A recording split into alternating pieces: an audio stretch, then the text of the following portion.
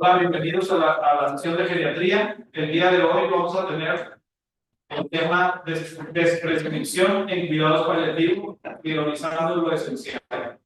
Será impartido por el doctor Alan Navarro, presidente de nuestro programa. Adelante. Bueno, muy buenas tardes a todos. Les doy la bienvenida, como usted me presentó, y pues primero me presento. Yo soy el doctor Alan Navarro Gómez, presidente de Sesión de Geriatría, y pues agradecer principalmente a mis asesores, en los cuales este tema. Es un tema que la verdad me gusta bastante y pues la verdad me apasiona. Los otros son la doctora Alejandra Peteraria, presidente de Cuarto de Geriatría, y la doctora Carla Gaitán Contreras, médico geriatra y paliativista, etc.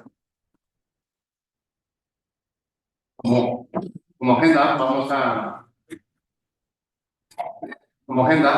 vamos a separar la magistral en diferentes secciones. Vamos a ver primero introducción, un poquito de definición de cuidados paliativos, polifarmacia, cuál es la conceptualización de la desprescripción, la prevalencia, herramientas que existen para la desprescripción en cuidados paliativos, principales fármacos moleculares, la segmentación en sistemas fisiológicos y finalmente las conclusiones.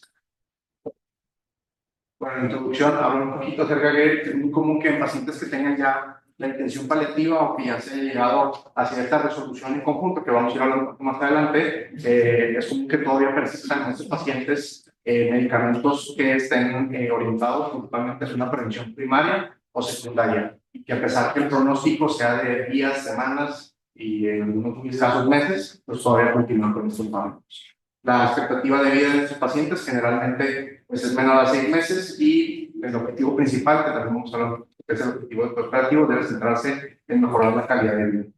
Continuar con tus medicamentos, vamos a hablar en ciertos contextos muy específicos, puede ser inapropiado, sobre todo en la fase de los paliativos. La presencia frecuente de estos medicamentos, lo que se le puede llamar como en español como medicamentos potencialmente inapropiados o en inglés como PINS. Y pues requieren criterios muy claros para su identificación. La prescripción de estos medicamentos, que pueden ser innecesarios o útiles en ciertas etapas como la paliativa, puede reducir tanto diferentes aspectos como costos, efectos adversos y la carga de polifarmacia en los últimos meses de vida. Se estima que aproximadamente hasta un 20% de los pacientes que están en cuidados paliativos consumen regularmente hasta más de 8 medicamentos. Antes de poder hablar un poquito de la descripción en esta etapa, pues tenemos que definir primero qué son cuidados paliativos. Según la CEPAL, se define como el cuidado activo, total y completo de las personas que frente a las enfermedades que ya no tienen como tal una respuesta a un tratamiento curativo. El objetivo debe estar enfocado más allá de la curación a conseguir la mejor calidad de vida posible, controlando todos los tipos de sintomatología, no solamente físicos y psíquicos, sino también procurando las necesidades espirituales y sociales de los pacientes. ¿Cuáles son los fundamentos de los cuidados paliativos? Bueno, afirman y consideran la muerte como algo que es un proceso que todo normal, que todo ser humano tiene que llevar y no tiene como el fin adelantarla ni posponerla. Ofrece tanto un soporte para vivir activamente, tanto como sea hasta que llegue a la muerte, procurando que el paciente mantenga su tranquilidad, su funcionalidad y que sea sobre todo intentar que sea en el entorno natural del paciente, que suele ser todo. La idea también es que proporcionan alivio de los síntomas, de actuar en aspectos psicológicos y espirituales de los pacientes y van a proporcionar un sistema de ayuda a la familia durante toda esta etapa de la enfermedad y, más importante, durante el duelo. Hablar un poquito de la importancia de los cuidados paliativos. Bueno, esta es una revisión sistemática y un metaanálisis publicado en 2016 en el JAMA, que habla un poquito acerca de la asociación que hay entre cuidados paliativos y los resultados tanto en el paciente como en su cuidador. Hablando un poquito de manera de los resultados, se asociaban en mejoras en calidad de vida, en disminución en la carga de los síntomas, una mejor anticipación, una planificación de la atención y los objetivos que querían los pacientes, una mayor satisfacción en la atención y procuración o mejor optimización de los recursos de salud. ¿Cómo podemos definir polifarmacia en este caso? Bueno, para esto también ha sido frecuentemente, al menos en mi experiencia propia, que se batalla para encontrar una definición si son 4, 5 medicamentos, 3 medicamentos. Según una revisión sistemática del 2017, se encontró que la definición más comúnmente usada a lo largo de la mayoría de los estudios a nivel mundial encontraba que era un uso concomitante de 5 o más medicamentos. La idea de este artículo o de la revisión sistemática nos hablaba que más allá de tener un concepto fijo de si son 5 más medicamentos, transitemos hacia una definición de si la polifarmacia es apropiada o inapropiada. Esto quiere decir que pues, el enfoque debe ser individualizado, debe ser basado en el contexto y en la evidencia de cada paciente, y la orientación debería ser hacia optimizar los resultados de salud. El problema actual pues, es el tipo de definiciones variables, y esto va a tener repercusiones en confusiones de cómo usarla y de adecuación y el tratamiento. Sí. En su examen viene la definición de polifarmacia, pero la definición de la OMS, la de la OMS es diferente. Me reúno que les diga.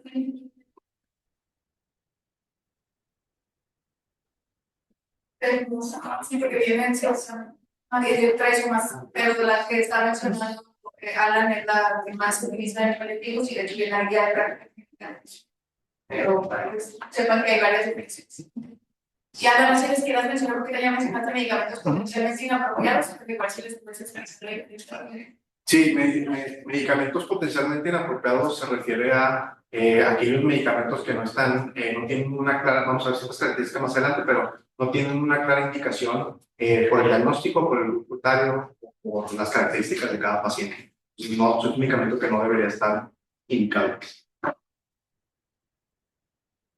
Bueno, la prevalencia de la polifarmacia, según esta revisión sistemática, se encontró que la polifarmacia es frecuente hasta aproximadamente una prevalencia global de hasta un 35%. Es estimado en una revisión narrativa que aproximadamente 1.750.000 adultos, la prevalencia de polifarmacia fue hasta un 44%, y en otro análisis, secundario en ensayo clínico prospectivo, al final de la vida se encontró que el promedio de los pacientes en la mayoría fue de aproximadamente 11.5, y hasta un tercio de los pacientes consumía 15 más medicamentos, sobre todo en este periodo de estudio.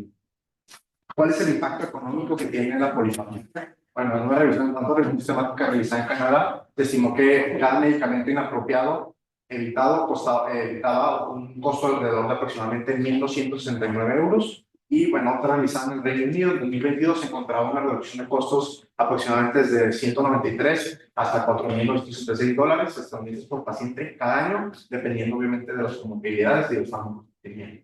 Otros estudios observacionales reportaban que de 3 a 2.505 dólares por cada paciente cada año, y pues los autores estiman que la polifarmacia mal gestionada podría contribuir hasta un 4% de los costos evitables a nivel mundial, y que esto es derivado del uso subóptimo de medicamentos. Un total de 18.000 millones de dólares estadounidenses, aproximadamente el 0.3% del gasto interno global, podrían evitarse si hubiera una gestión adecuada de la polifarmacia. Hay que también definir lo que es la prescripción. Una revisión sistemática de 2015 sugiere la siguiente definición. Es el proceso de retirada de un medicamento inapropiado y que tiene que ser supervisado por un profesional de la salud con el objetivo de manejar la polifarmacia y mejorar los resultados de la salud. ¿Cuál es la importancia de la prescripción? Bueno, según otra revisión sistemática y otro metaanálisis publicado en el Journal de la American Geriatric Society, encontró que evaluaban los desenlaces clínicos que había en estos pacientes y la optimización o la de prescripción. Se encontró que con la intervención de la de prescripción había hasta una reducción del 8% de ingresos hospitalarios, mientras que sin la intervención pues era mayor la cantidad de ingresos. Ahora, la pregunta que nos podemos hacer es cómo saber qué medicamento quitar, sobre todo también, como dijimos, en el contexto de cuidados paliativos. Bueno, hay dos herramientas muy bien estudiadas, que son como las más grandes o las más validadas dentro de su ramo, que es el Stop Frame, la versión 2, y el Local Prescribing Guideline. Vamos a ir hablando un poquito de cada uno. El Stop Frame Criteria, bueno, es muy rápido, esta es la versión 1, pero hay que desarrollarlo para ver cómo nace y cuál es la necesidad de crear esos criterios, ¿no? Este estudio lo que nos comenta es que hay una expectativa de vida limitada y que la mayoría de los pacientes que están institucionalizados, que suelen ser la mayoría pacientes frágiles, resultan ser también los que tienen una mayor cantidad de consumo de medicamentos prescritos y que el beneficio de estos suele ser a mayor plazo del que pudieran vivir estos pacientes. Se identifica esta ventana de oportunidad y lo que se busca con el objetivo de los criterios es crear unos criterios explícitos, específicos, para cualquier prescriptor de estos medicamentos, que sea más fácil, que sean objetivos para poder realizar la prescripción de manera adecuada. Hasta la fecha no existían, previo a estos estudios, unas guías tan claras para la prescripción de adultos mayores frágiles con expectativa de vida limitada. Esta es la versión 2, para poder desarrollar mediante la pregunta PICO, y pues nos habla, la versión 2 tiene ciertas mejoras, que vamos a hablar en la siguiente diapositiva, pero la forma de desarrollar el estudio eran personas mayores que tenían ya un grado de efectividad avanzada, que se acercaban hacia el final de la vida, y la intervención fue utilizar estos criterios, el software de la versión 2, para la descripción, y la comparación era los pacientes donde se usaba esta herramienta y donde no se utilizaba. El desenlace era validar este instrumento para identificar de manera práctica cuáles pacientes pudieran acercarse y eran candidatos a usársela, y que pudieran haber una reducción farmacológica de sus medicamentos junto con sus efectos adversos. La principal actualización de la versión 1 a la versión 2, que es la más actual, es la versión 1 no tenía como tal, eran criterios muy estrictos para incluir o definir a estos pacientes al final del estadio o al final de la vida, que eran los 4 que podemos ver ahí: patología reversible, supervivencia en un año, deterioro funcional o cognitivo severo y prioridad de control sintomático sobre la prevención. Otra de las cuestiones era que no había como tal un rol de la familia ni del paciente tan claro en la toma de decisiones de la prescripción, y pues como vamos a ver más adelante, como bien sabemos, incluir al paciente, incluir a la familia dentro de los comparativos o decisiones, pues es completamente algo fundamental. Hay medicamentos comúnmente utilizados en adultos mayores clínicos frágiles que pues no hay evidencia clínica sólida y que no se contemplaron en esos criterios. ¿Qué pacientes son candidatos a realizar esta herramienta? Bueno, los pacientes se consideran candidatos todos aquellos que cumplen con cualquiera de estas 3 características: que tengan dependencia en actividades de la vida diaria, o que tengan enfermedad crónica grave o terminal, y una fragilidad severa e irreversible. Esto quiere decir que ya tenga un alto grado de complicaciones médicas o un deterioro clínico, y que el médico como tal responsable del cuidado, la famosa pregunta que normalmente nos hacemos en los criterios de SEC, ¿no? Que es si nos sorprendiera o si nos sorprendiera el médico si el paciente falleciera dentro del próximo año. Y básicamente así se desarrollaba la guía, y vamos a ver más adelante cómo nos va a ayudar a poder distribuir la plática, ¿no? La otra herramienta que tenemos para poder realizarla es el Automatic Prescribing Guideline, que tiene un poquito más de enfoque, como lo dice su nombre, hacia pacientes oncológicos. La otra, pues la ventaja es que puede ser en cualquier paciente adulto mayor frágil, independientemente de la patología que tenga. En el OPAL, pues específicamente distribuyéndolo en la pregunta PICO, son todos los pacientes que estaban en cuidados paliativos con un pronóstico menor a 6 meses. La intervención era aplicar esta guía, y la comparación era evaluar el panel médico experto independiente sin acceso a la guía, y un prescriptor o un farmacólogo que se encargaba de revisarla. El OPAL como resultado era ver el nivel de concordancia entre los expertos y entre pues, la prescripción de los farmacéuticos, y ver cuál era la incidencia en esta de prescripción, ¿no? El OMPA lo distribuye en aparatos y sistemas o sistemas fisiológicos. Podemos ver, por ejemplo, sangre y órganos hematopoyéticos, hablando de la aspirina, y no vamos a detenernos un poquito en las fronteras y las aplicaciones porque más adelante nos vamos a ir desarrollando. A nivel del sistema cardiovascular, pues podemos tener toda la familia que vemos: antihipertensivos, betabloqueadores, estatinas, fibratos, y pues cuáles son las indicaciones específicamente que están validadas para pacientes.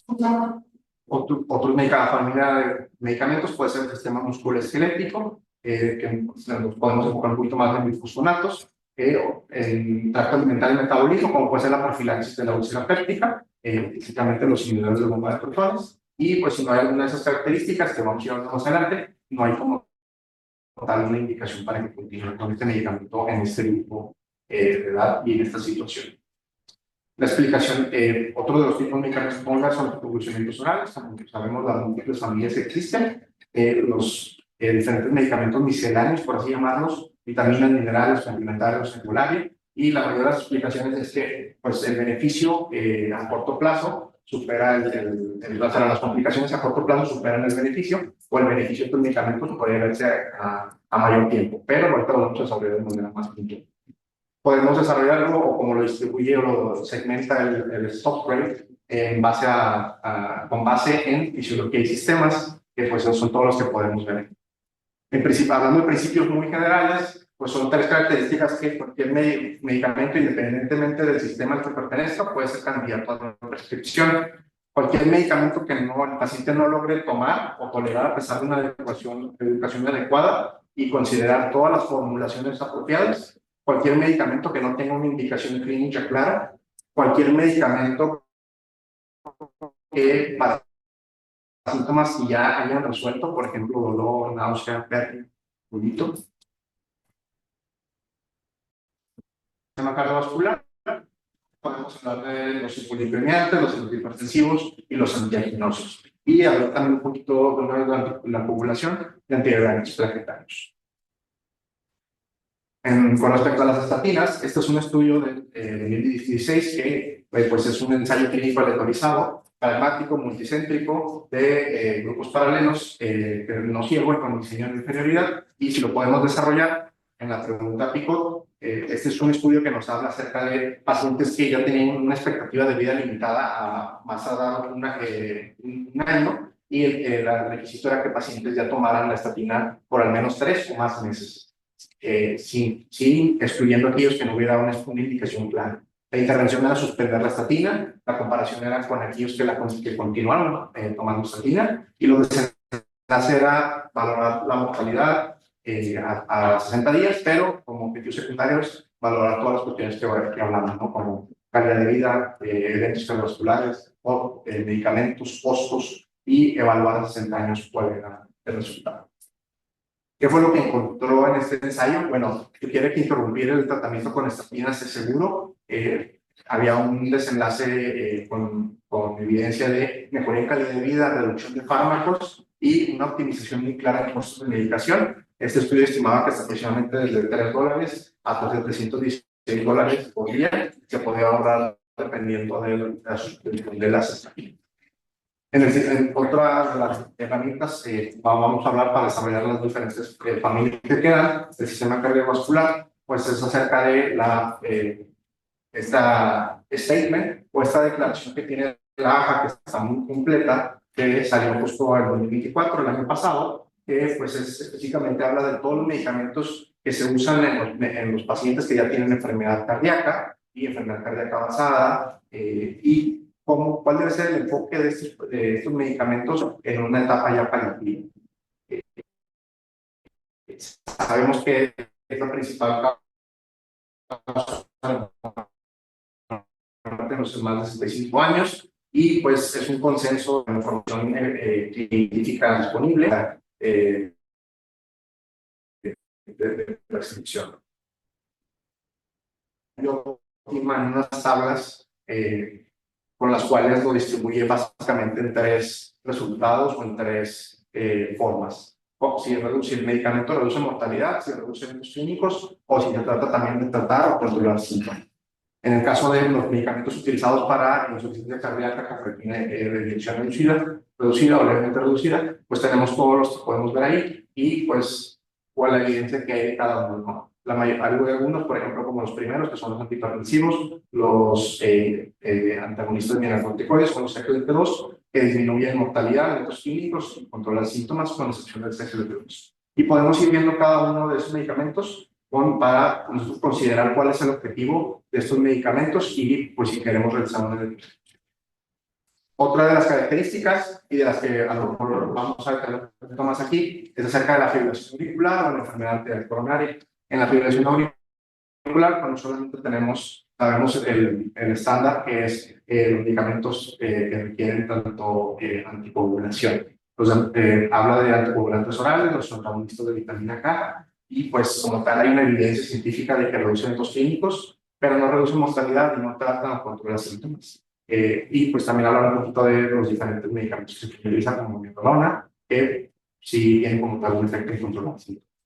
En la enfermedad arterial coronaria, la aspirina y los inhibidores del P2Y12, pues tienen como tal reducción de eventos clínicos, pero en el caso de la aspirina no reduce mortalidad ni trata ni controla síntomas.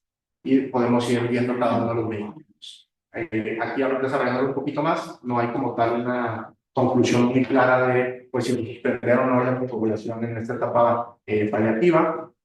Sin embargo, pues sí dice que siempre hay que enfocarse en el beneficio de la anticoagulación versus el riesgo de sangrado, y menciona la AJA que la mayoría de las veces pues, suele ser mayor el beneficio de la anticoagulación, pero la respuesta es individualizada en el contexto de cada uno.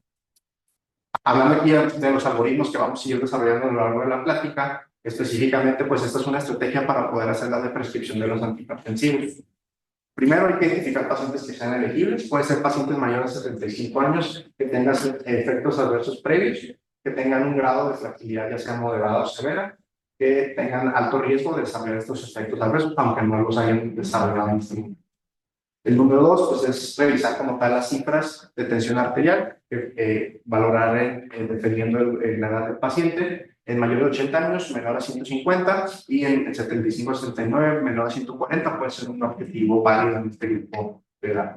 Hay que considerar qué fármaco, qué medicamento es el que vamos a realizar la prescripción, y pues dependiendo de todas las familias que podemos ver, ¿no? El de alfa bloqueadores, SIDA, beta bloqueadores.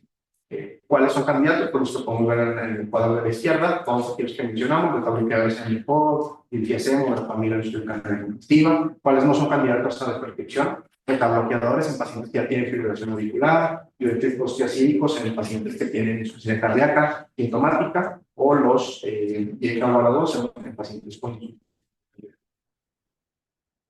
Hay que también valorar la cuestión de las contraindicaciones. Si en caso de que no hay ninguna contraindicación para realizar la prescripción, lo podemos hacer en el siguiente orden. Valorar primero retirar diuréticos de ASA, retirar primero vasodilatadores periféricos, antagonista de receptor de mineralocorticoides, y posteriormente beta-bloqueadores, tiacidas, y Kawara, y finalmente calcio-antagonistas. Este retiro, ¿cómo podemos hacer el retiro de la medicación en estos pacientes? En caso de que el paciente tenga uno o más antihipertensivos, hay que ir quitando de manera gradual uno por cada mes. Posteriormente, hay que ir haciendo este destete de la mitad de la dosis cada semana hasta poder retirarlo, y los betabloqueadores nos mencionan que un poquito más espaciados, sino cada 2 semanas ir reduciendo la dosis.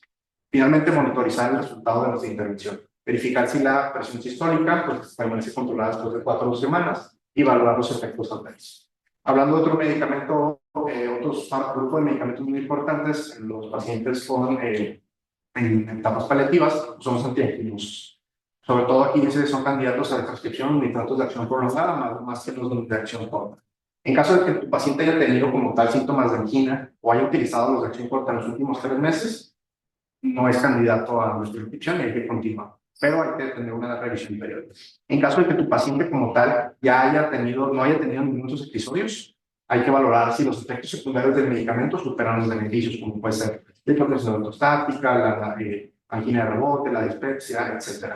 Valorar en cada uno de ciertos efectos. En caso de que sí, hay que considerar la de prescripción y hacer un ensayo de reducción de sensación que vamos a ver en el siguiente. Y en caso de que no, pues hay que buscar otras variantes que pudieran reducir la sintomatología. Pacientes en los que por alguna razón fueran candidatos a revascularización, a cambios en estilo de vida significativos, o que ya tengan ausencia prolongada de los síntomas. Y pues bueno, desarrollamos los primeros 3 sistemas. Ahora vamos a enfocarnos o a hablar de los que nos faltan, que pueden ser los el sistema nervioso central, respiratorio y geniturinos. El sistema nervioso central nos menciona la guía de Stopford, que los medicamentos que pueden ser candidatos a la prescripción son los antipsicóticos en pacientes con demencia, siempre y cuando se debe intentar reducir esta dosis y suspender los fármacos en pacientes que lo estén tomando por más de 12 semanas, si es que no hay características clínicas actuales que nos hablen de síntomas conductuales y psicológicos de la demencia, como vamos a ver más adelante. Y pues, ¿cuáles fármacos podemos encontrar en este grupo? Pues el allopurinol, el clopidogrel, la clozapina, la rivaroxatina, la quetiapina. Y de aquí nos vamos a ayudar de las guías, unas guías desarrolladas por el NIS y por el NHS, que pues es específicamente el grupo de sistema de salud del Reino Unido. Y son específicamente guías para la prescripción de antipsicóticos, sobre todo en pacientes de primera y segunda cuidado de atención. ¿Cuál es la estrategia? Bueno, primero preguntarnos por qué el paciente está tomando un antipsicótico. En el cuadro de la derecha pues, tenemos una lista muy larga de todas las razones que puedan ser válidas, por cuales el paciente está tomando el antipsicótico y pues hay que continuarlas. En caso de que tengamos duda de que realmente sea por ese motivo, podemos apoyarnos del psiquiatra. En caso de que nuestro paciente esté tomando un antipsicótico principalmente por insomnio o por psicosis, agresión, agitación, por síntomas psicológicos y conductuales de la demencia, pero que haya sido tratado por más de 3 meses, hay que valorar la de prescripción. ¿Cómo podemos valorar esta de prescripción? Bueno, hay que hacer una titulación descendente hasta posteriormente hacer la suspensión del antipsicótico. Nos sugiere el algoritmo hacer una reducción de un 25 hasta un 50% de la dosis de cada semana, hasta cada 2 semanas, y pues ir monitorizando los resultados. Posteriormente, valorar si pues, el insomnio desapareció, valorar si puede suspenderse el antipsicótico. En el caso, una vez que mencionamos cómo poder realizar esta reducción, hay que monitorizar la sintomatología de 1 a cada 2 semanas, más esta titulación. Hay que valorar los beneficios esperados, que es una mejoría en el estado de alerta, mejoría en la marcha, reducir los síntomas extrapiramidales, y hay que hacer una monitorización estrecha de los efectos adversos basales graves, como puede ser psicosis, agitación, alucinaciones. En caso de que recaiga el insomnio, hay que minimizar, hay que hacer medidas no farmacológicas, como minimizar el uso de cafeína, el alcohol, y hacer un poco de enfoques conductuales no farmacológicos y probar algunos medicamentos alternativos. En caso de que persistan estos síntomas conductuales o psicológicos, pues hay que también emplear enfoques no farmacológicos, como puede ser musicoterapia, terapia, manejo conductual, y en algunos casos, cuando ya sea necesario estrictamente, hay que reiniciar el antipsicótico en caso de que los síntomas como tal no se den. Y hay que reiniciar a la dosis más baja, la cual pueda suprimir la sintomatología, y a pesar de esto, hay que intentar, al menos 2 veces más, volver a suspender el medicamento posteriormente al periodo. Hablando del siguiente sistema, está el sistema gastrointestinal. Vamos a enfocarnos en los que más utilizamos, que es el inhibidor de bomba de protones, y nos guiamos o nos apoyamos de las vías también del inicio para prácticamente el manejo del flujo gastroesofágico y distensión. En todos los pacientes que ya tengan como tal, hay que reducir la dosis de IVP posteriormente 8 semanas, a menos que persistan los síntomas o que tengan alguna otra indicación. Los principales medicamentos que podemos ver pues son los que vemos ahí, omeprazol, o sea, todos los que terminan en sol, ¿verdad? Pero omepra, eso, panto, dexla. Hay que ver si tu paciente está usando la dosis estándar o la dosis baja, dependiendo ya sea para cicatrización o para mantenimiento. Y valorar los efectos adversos que nos dan los IVPs, como puede ser un mayor riesgo de fractura, detección de corticosteroides, neumonía, deficiencia de vitamina B12, y valorar la sintomatología que pudiera dar, como cefalea, náuseas, diarrea, exantema, en casos más extremos. ¿Cuál es una estrategia que nos puede servir para realizar esta prescripción? Bueno, primero, volver a cuestionarnos por qué nuestro paciente está tomando un IVP.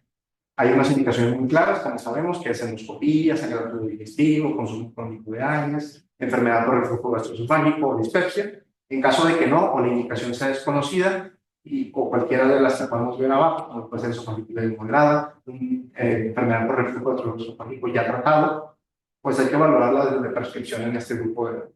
En el caso de que nuestro paciente sea usuario de crónico de AINES, que tenga cualquiera de los que mencionamos arriba, un esófago de Barrett, una úlcera, una historia ya documentada de úlcera sangrante, hay que continuar o también apoyarnos con el gastroenterólogo en caso de que quieran realizarlo. En caso de recomendar esta de prescripción, pues valorar el destete y posteriormente suspender. ¿Cómo podemos hacerlo? Hay que disminuir a la dosis más baja o, dependiendo si el paciente es candidato, suspender y usar solamente de manera PRN o usarlo. Hay que monitorear a las 4 y a las 12 semanas esta suspensión y valorar específicamente, en caso de que persistan los síntomas, ¿qué vamos a hacer? Bueno, valorar el enfoque no farmacológico, que es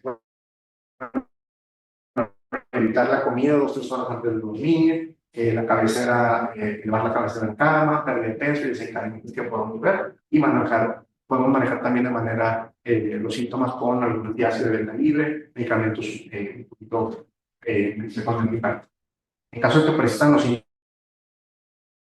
síntomas de 3 a 7 días o interfieran con la actividad normal, hay que probar y tratar la medicación de corticosteroides y pues considerar volver a la dosis previa al cual el paciente ya no tiene la sintomatología. Hablando de sistema respiratorio y genitourinario, podemos valorar específicamente estos medicamentos, la verdad, aunque la guía es de 2021, el Stopper, ¿verdad? pues ya son medicamentos que ya no se utilizan tanto para específicamente de POC, o sea, teofilina, pero lo vamos a enfocar un poquito más en los corticosteroides inhalados, que sí los utilizamos todavía. Y en el sistema genitourinario, pues hay medicamentos sobre todo para reemplazar la prostaticabenina, como todos los que podemos ver ahí. En caso de pacientes que no tengan como tal, que ya tengan cateterización o que tengan ya una incontinencia irreversible, excepción de que tengan dolor, no hay indicación clara de cáncer.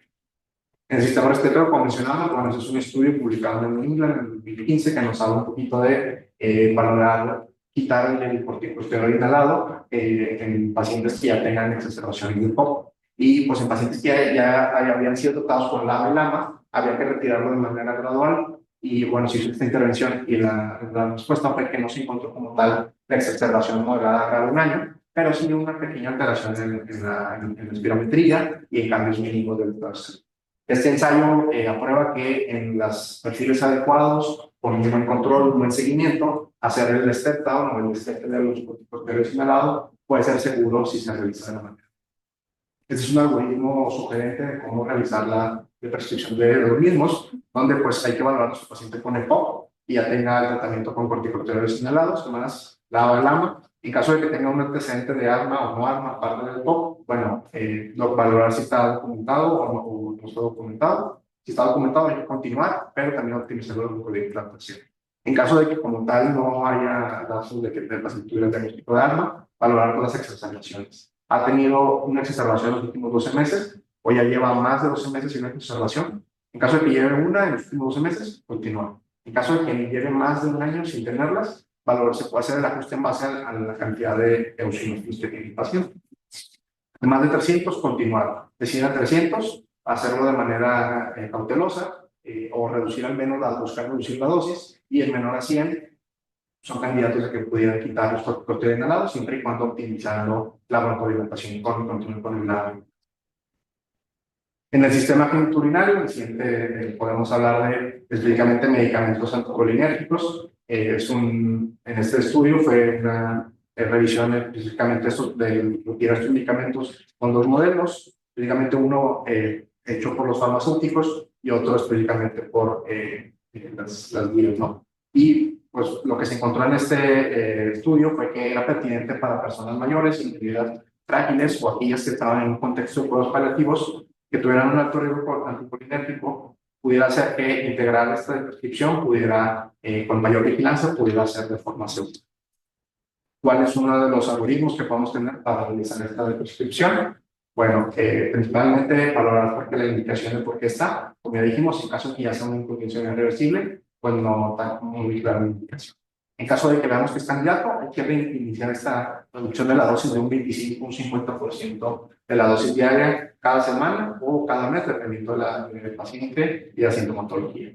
Hay que ajustar en base a lo que encontremos o a los síntomas que muestra el paciente, como puede ser síntomas de abstinencia o dependiendo si el paciente como tal no los presenta.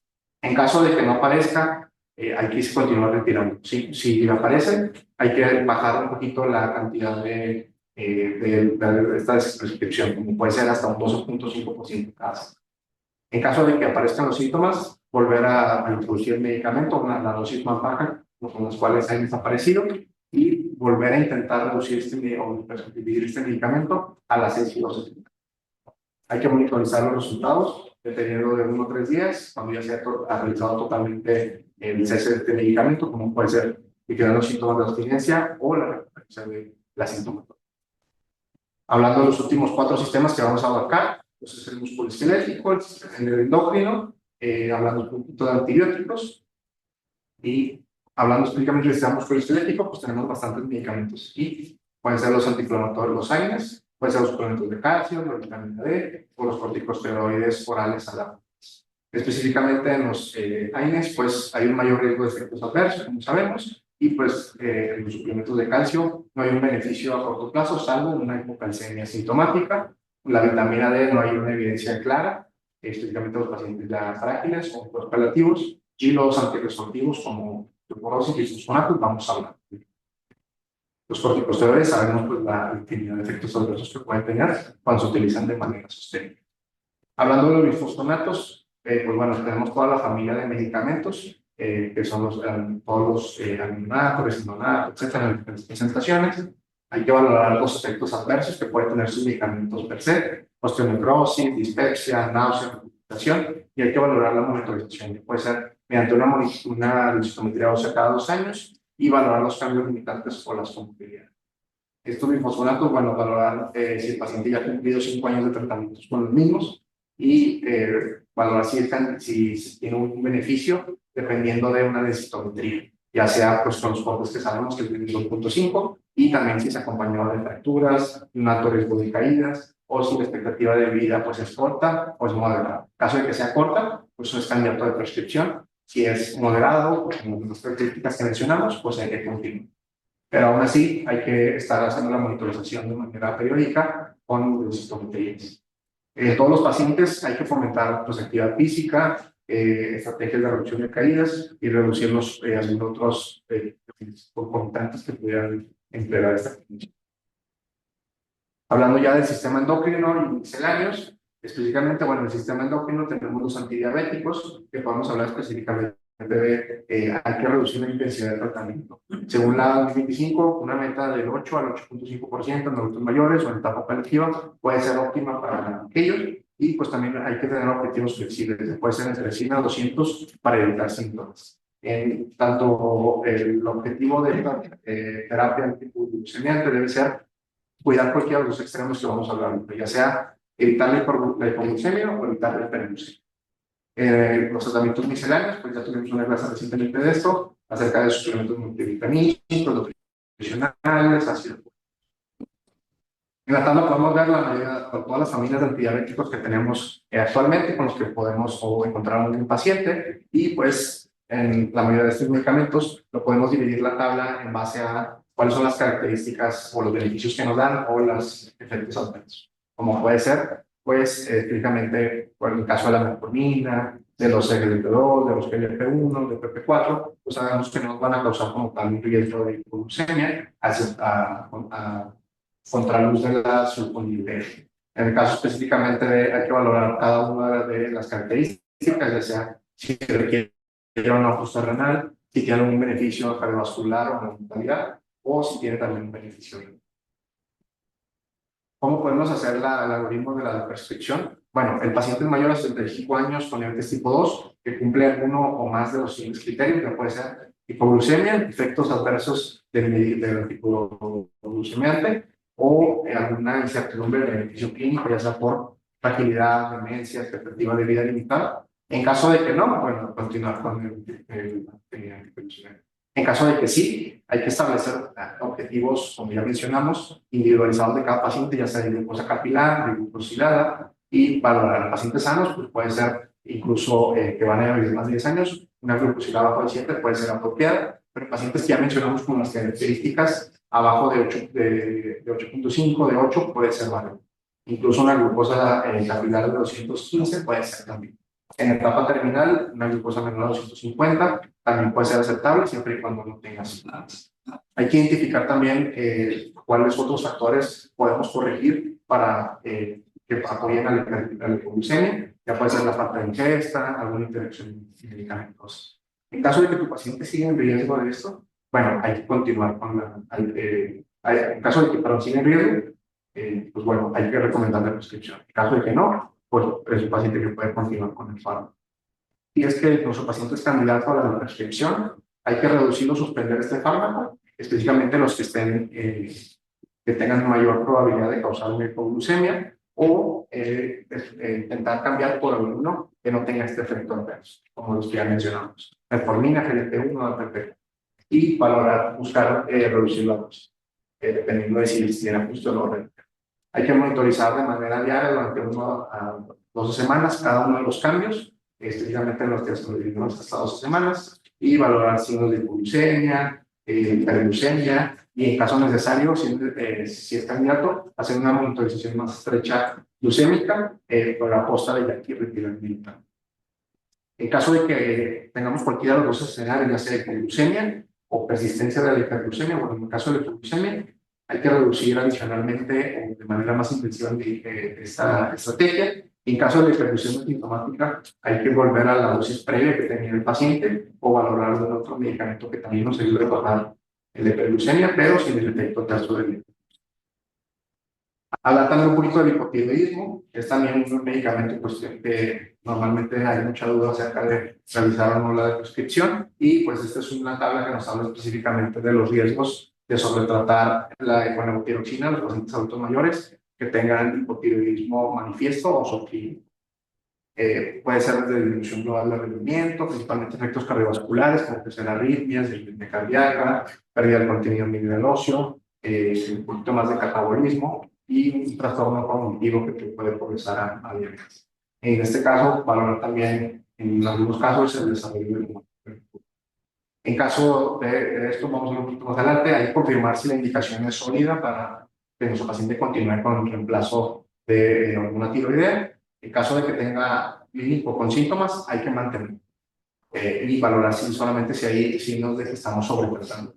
En caso de que nuestro paciente tenga subclínico o no tenga síntomas, ir al paso 2, que es valorar si se está sobretratando, como ya podemos ver, TSH baja, presencia de fibrilación auricular, una pérdida de masa ósea. En caso de que sí, hay que reducir la dosis de 12.5 a 25 microgramos y reevaluar cada 6 a 8 semanas. En contexto de cuidados paliativos, pues cuando tenemos una expectativa de vida corta, que no tenemos síntomas atribuibles, hay que suspender o reducir la levotiroxina, y en caso de que la dosis sea alta o tenga sintomatología, hay que retirarla y valorar mantenerla. Este es un estudio del JAMA que nos específicamente nos habla acerca de la asociación que hay entre el uso de la levotiroxina, el tratamiento, y los síntomas que tenían, cómo había este desenlace en los síntomas de los adultos mayores de más de 80 años, específicamente en aquellos que tenían un hipotiroidismo subclínico. Es un estudio que se realizó en mayores de 80 años, con TSH elevada y una T4 de nivel normal. La intervención fue realizar levotiroxina en unas dosis ajustadas para normalizar la TSH. El comparado fue no darle levotiroxina, y el resultado es valorarse cambios en los síntomas, ya sea por fatiga, por hipotiroidismo, y evaluar los efectos adversos. ¿Qué encontramos aquí? Bueno, es una tabla del artículo del JAMA que nos habla específicamente de que pues, en este análisis prospectivamente de los datos, de los ensayos que se utilizaban en los pacientes, en comparación con placebo, no hubo una asociación significativa en la mejoría de los síntomas del hipotiroidismo o de la fatiga. ¿Y estos hallazgos de qué nos hablan? Bueno, nos hablan de que no se respalda el uso rutinario de la levotiroxina para el tratamiento de hipotiroidismo subclínico, hay que agregar un elemento importante, en pacientes adultos mayores de 80 años. Ahora la pregunta es suspender o no la hormona tiroidea. Bueno, no existe como tal evidencia directa de cuando un paciente inicia cuidados paliativos, si se debe suspender o no.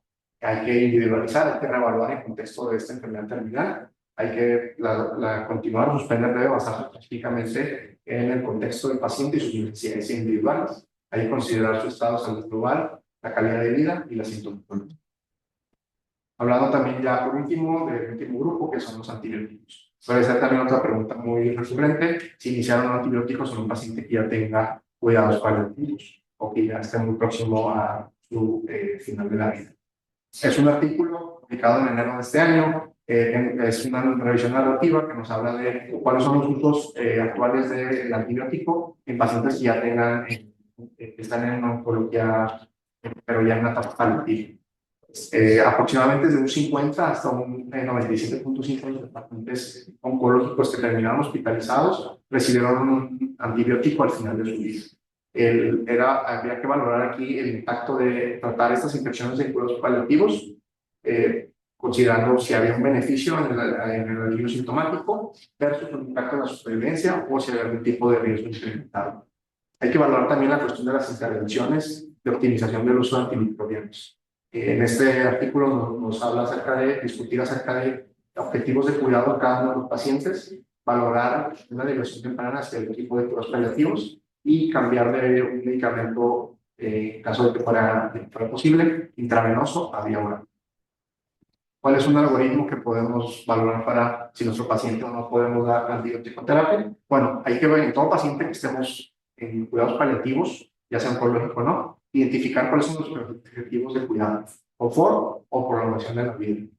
La infección produce como tal síntomas molestos o que pudieran ser reversibles. En caso de que sí, hay que analizar los beneficios y riesgos de cada antibiótico. En caso de este, hay que hacer una discusión compartida con el paciente y con su familia acerca de lo que estamos mencionando, la infección, los síntomas, y valorar si se va a iniciar antibiótico o solamente tratamiento sintomático. En caso de que sí, hay que estar evaluando de manera.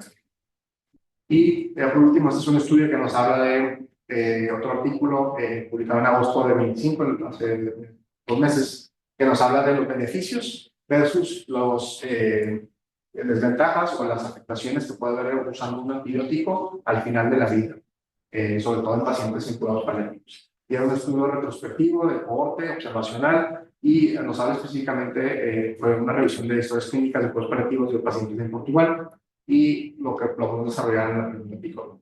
Eran los pacientes que ya mencionamos. La intervención era usar o no el antibiótico, o bueno, pues si se les había dado o no el antibiótico, ellos no decidieron. El comparador era pues pacientes que sí lo recibieron versus los que no. Y cuáles eran los resultados que había, beneficios sintomáticos o impacto en calidad de vida, supervivencia, efectos adversos asociados al uso de los antibióticos. El tiempo era desde que el paciente ingresó hasta que fue el final de la vida, bajo el cuidado de que hubo cuidados paliativos.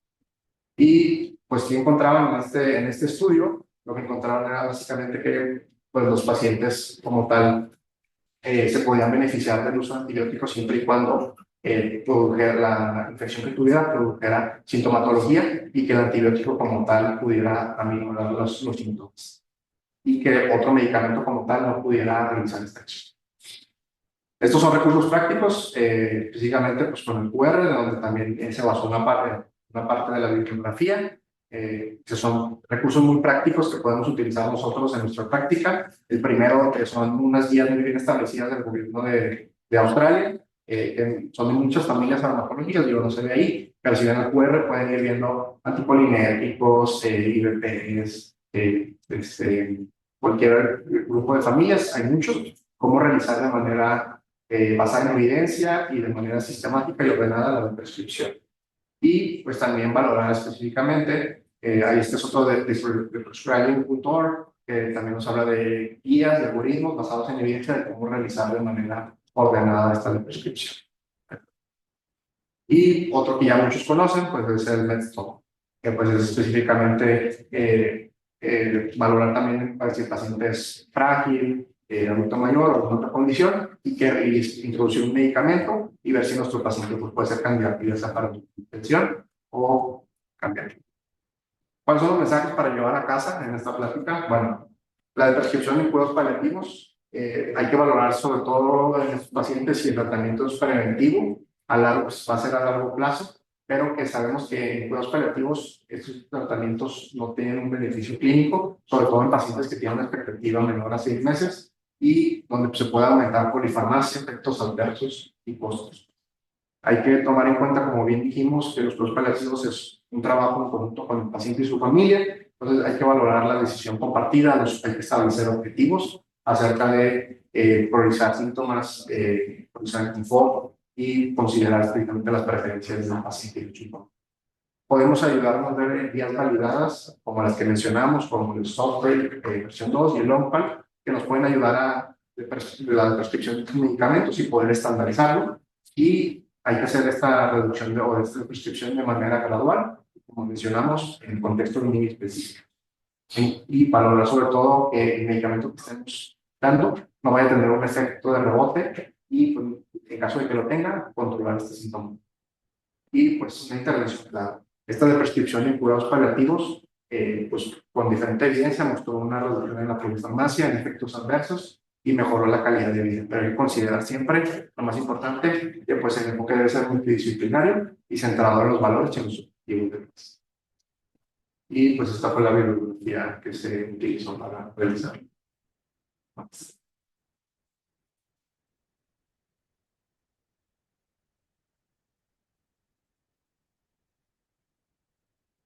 Bien, ¿alguien tiene algún comentario o pregunta? Bueno, primero felicitarte, es un tema súper pesado. O sea, que no te echaste todo. Muchas felicidades, te veo que te preparaste muy bien. Tengo una duda, más que nada, y va, bueno, si tú sabes, o si no también para los otros puedes sacarla específicamente en la prescripción de antipsicóticos, sobre todo ahora que estamos viendo la clase de demencias, pues muchas veces sobre los síntomas más prevalentes ya en etapas finales, o sea, o en etapas finales de los pacientes, y muchas veces es el síntoma como que más distrés, más ansiedad que causa al paciente.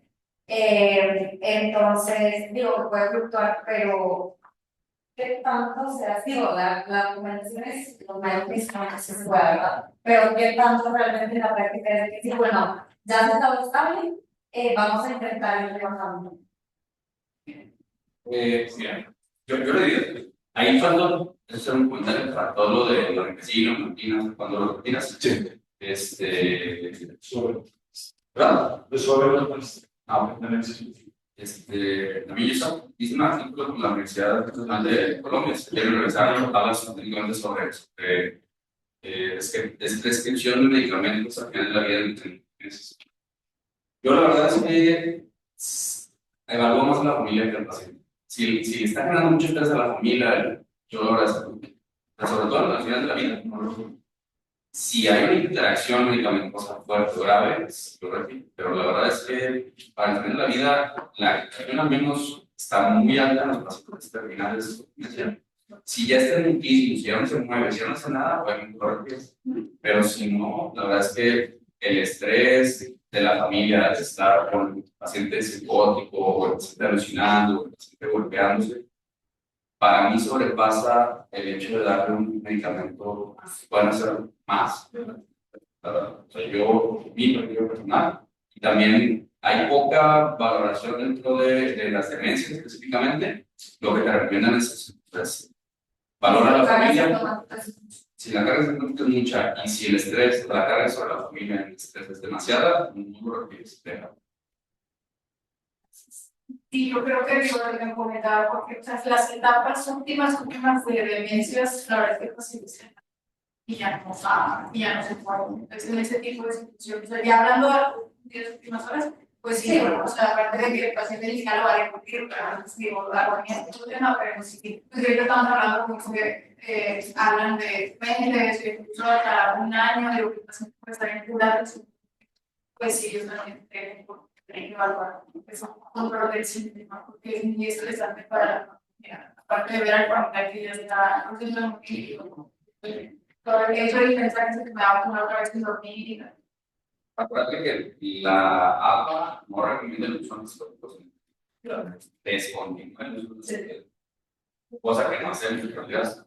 Pero también hay guías de manejo que te dicen: si tuviste un episodio de delirium prolongado por más 2 semanas, puedes dejar hasta 2 meses. Posterior hasta la recuperación de los síntomas o la estabilización de los síntomas neuropsiquiátricos.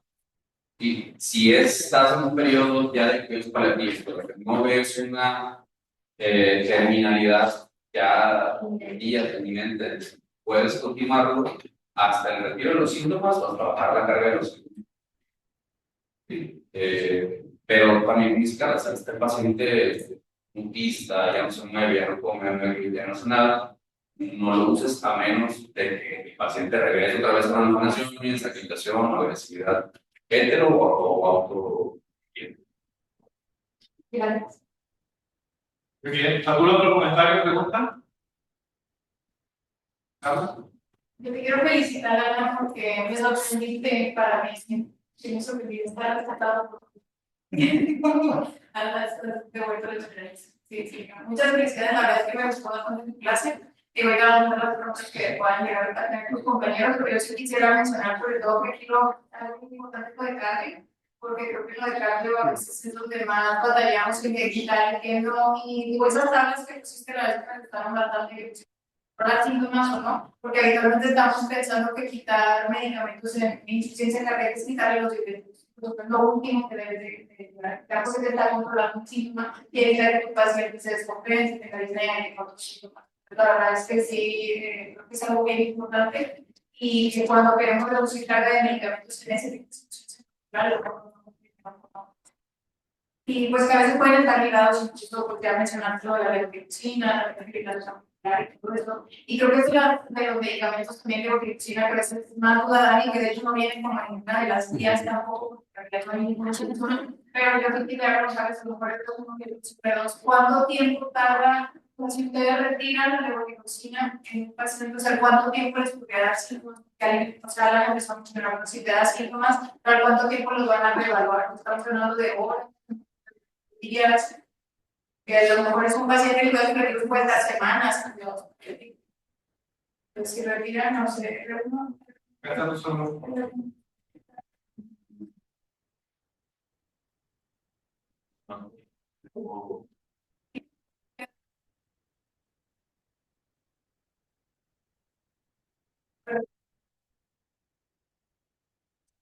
esto decimos que no sabemos cuánto creen que sea.